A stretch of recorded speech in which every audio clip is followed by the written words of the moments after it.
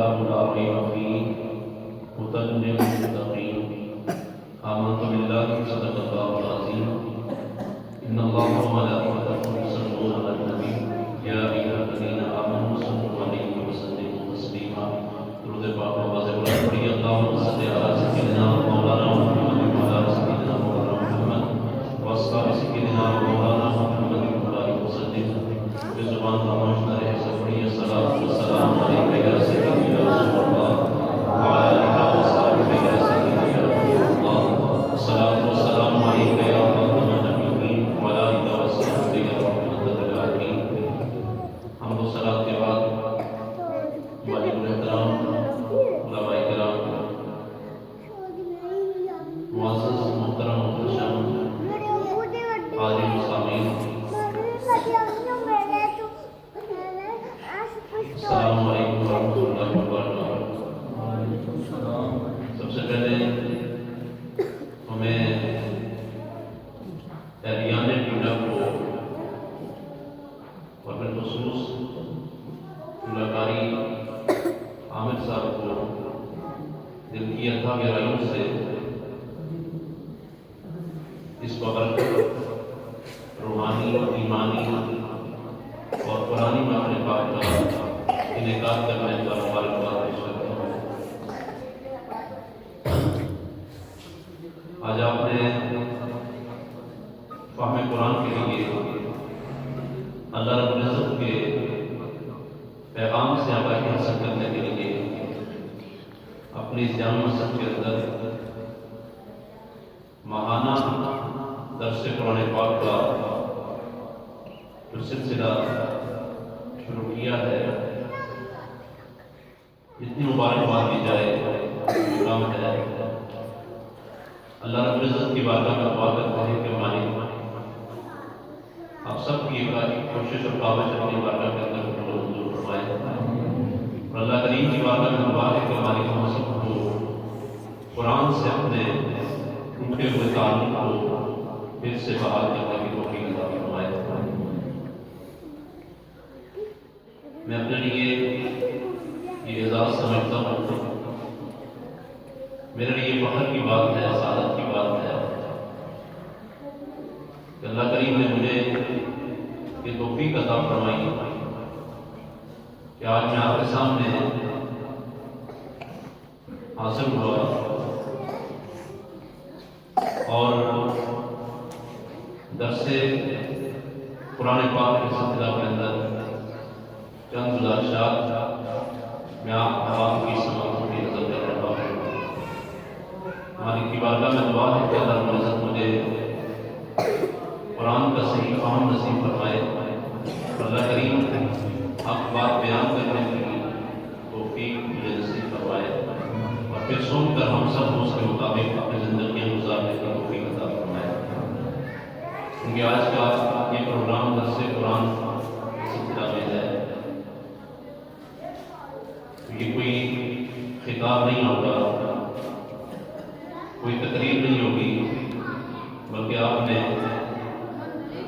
ایک درس دینا ہے اور قرآن کے پیغام سے آگاہی حاصل کرنی ہے۔ آپ نے بات کو سمجھنے کی کوشش کرنی ہے اور اپنے ذہن کے اندر دکھانے کی کوشش کرنی ہے۔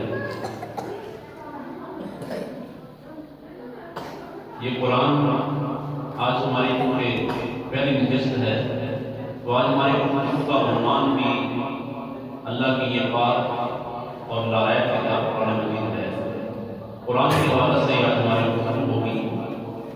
قرآن کے جن نکات پر ہم گفتگو کریں گے ان کو سماعت کریں، اپنے ذہن کے اندر رکھیں، اور انہیں پوائنٹس پر ہم نے انشاءاللہ بات کرنی ہے۔ سب سے پہلے قرآن کا تعارف ہمیں پیش کرنا ہے۔ قرآن کریم کا قرآن کا معنی کیا ہے، اس کے بارے میں۔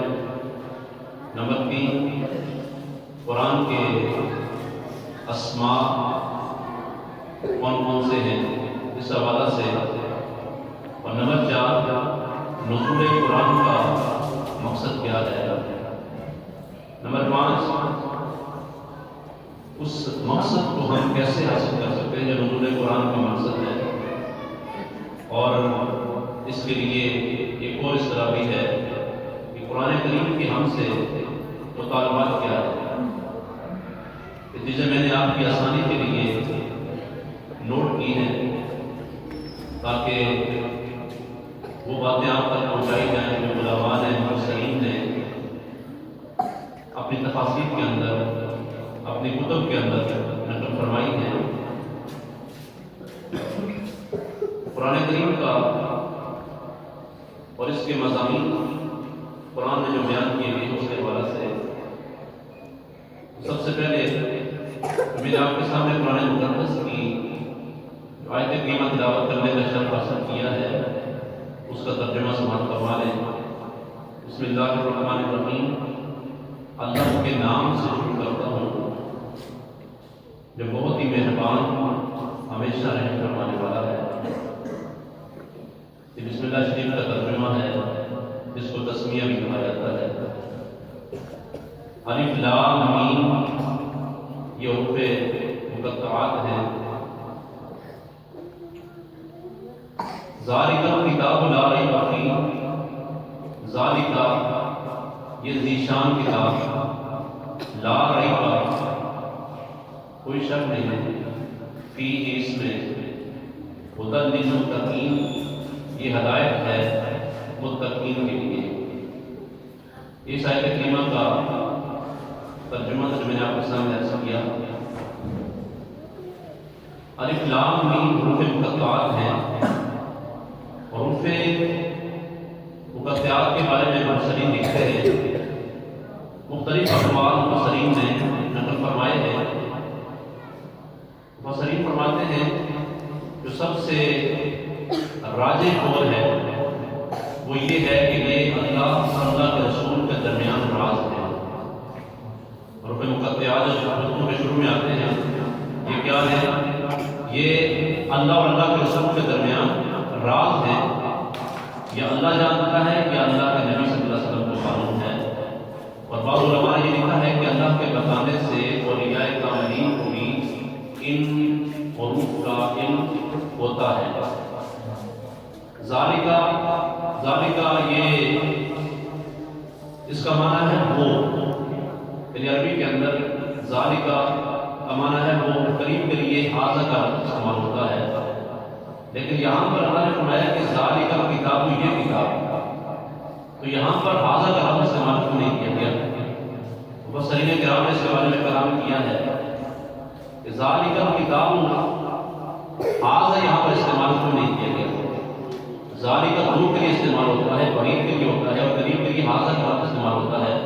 علماء تشریف فرما ہے، مفسرین فرماتے ہیں کہ یہ اس قرآن کی عظمت اور شان کو بیان کرنے کے لیے یہ لفظ استعمال کیا گیا ہے۔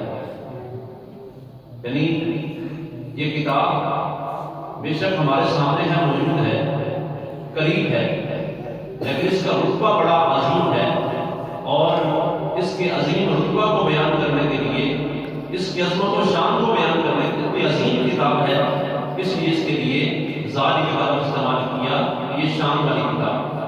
اس لیے علماء نے، مفسرین نے، اور بھی کرم خضر رحمۃ اللہ علیہ نے جمال القرآن شریف کے اندر کنز ایمان کے اندر مفتی احمد رضا خان بریلوی رحمۃ اللہ علیہ حضرت نے بھی اس کا ترجمہ یہ کیا ہے کہ یہ ذی شان کتاب، شان والی کتاب، اسی وجہ سے کیا ہے کہ یہ بہت عظیم کتاب ہے، جس کے لیے اللہ کریم نے حاضر کا لفظ استعمال نہیں کیا، ذالک کا لفظ استعمال کیا ہے، یہ شان والی کتاب۔ فرمایا لا ریب فیہ، اس میں کوئی شک نہیں ہے، شک کی گنجائش نہیں ہے۔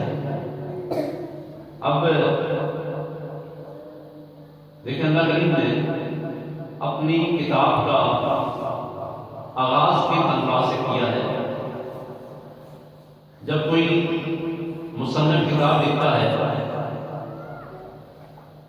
وہ اپنی کتاب کے شروع میں لکھتا ہے کہ میں نے اس کتاب کو حرف پر حرف پڑھا ہے،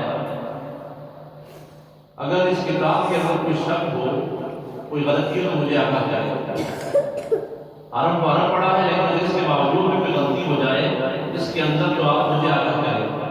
لیکن یہ ایسی لازوال کتاب ہے، ایسی بے مثال کتاب ہے جس کا آغاز اللہ کریم نے ان الفاظ سے کیا ہے ذالک کتاب لا ریب فیہ، یہ ایسی کتاب ہے کہ جس میں شک کی گنجائش ہی نہیں، اس میں کوئی شک کی گنجائش نہیں ہے۔ اب ذہن میں سوال پیدا ہوتا ہے، اس کا معنی یہ ہے کہ اس میں شک نہیں ہے، فرمایا کہ اس میں شک کی گنجائش نہیں ہے۔ لوگ شک کرتے ہیں، پہلے بھی لوگ شک کرتے رہے، آج بھی کر رہے ہیں، اور قیامت تک لوگ شک کرتے رہیں گے، لیکن علماء فرماتے ہیں کہ اس میں شک کی گنجائش نہیں ہے۔ شک کرنے والے، اس قرآن پر اعتراض کرنے والے لوگ موجود رہے، پہلے بھی، آج بھی ہیں، قیامت تک رہیں گے، لیکن یہ ایسی کتاب ہے کہ جس میں شک کی گنجائش ہی نہیں ہے۔ وہ بے شک شک کرتے رہے، لیکن شک کی گنجائش نہیں ہے، لا ریب کتاب ہے، بے مثال کتاب ہے۔ اب ان الفاظ کے اندر علماء لکھتے ہیں، مفسرین فرماتے ہیں کہ دو قسم کے مفہوم پائے جا رہے ہیں۔ اس میں شک کی گنجائش نہیں ہے۔ کس بات میں؟ فرمایا کہ اس قرآن کے اللہ کے کلام ہونے میں کوئی شک نہیں ہے، اللہ کے کلام ہونے میں کوئی شک نہیں ہے۔ اور دوسرا معنی یہ پایا جا رہا ہے کہ اس کتاب کے، قرآن کے سکہ، معتبر، بے مثال اور فصاحت و بلاغت کا کوئی شک نہیں ہے۔ اس کی سکہ ہونے میں، معتبر ہونے میں، کامل ہونے میں، بے مثال ہونے میں، فصاحت و بلاغت میں کوئی شک نہیں ہے۔ اللہ فرما رہا ہے لا ریب فیہ، اس کے اندر سارے معنی پائے جا رہے ہیں۔ اس کا دوسرے مقام پر اللہ کریم نے اسی قرآن کا لا ریب ہونے کا بیان کرتے ہوئے بیان کیا ہے۔ اللہ رب العالمین نے کافروں کو چیلنج دیا پہلے، جس کا ذکر سورہ بنی اسرائیل کی آیت نمبر 88 میں اللہ نے فرمایا ہے۔ انہیں کہا قل لا اجتمعت الانس والجن علی ان یأتوا بمثل ھذا القرآن، کہ تم تمام جن اور انس مل کر اس قرآن کی مثل لیتے ہو۔ جب ان لوگوں نے اعتراض کیا یہ قرآن اللہ کا کلام نہیں ہے، یہ تو جادو ہے، یہ تو اپنی طرف سے لوگ پڑھ لیتے ہیں، اللہ کریم نے پہلے چیلنج کیا کہ اس سارے قرآن کی مثل لیتے ہو۔ جب وہ اس قرآن کی مثل نہ لا سکے تو پھر اللہ کریم نے چیلنج کے اندر تھوڑی تخفیف فرمائی، اور پھر مالک کائنات نے کیا فرمایا؟ سورہ ہود کی آیت نمبر 13 میں اللہ فرمایا فاتوا بعشر سور مثلہ، اس قرآن کی مثل 10 سورتیں لے کے آئے۔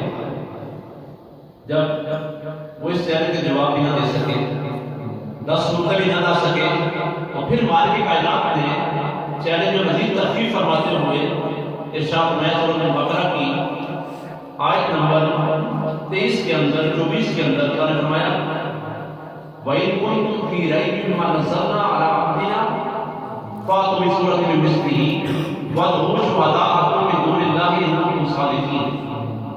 اگر تم اس قرآن میں شک کر رہے ہو پھر کیا کرو؟ وَادْعُوا شُهَدَاءَكُم، پھر تم اس قرآن کی فَأْتُوا بِسُورَةٍ مِّن مِّثْلِهِ، اس قرآن کی مثل ایک سورت ہے۔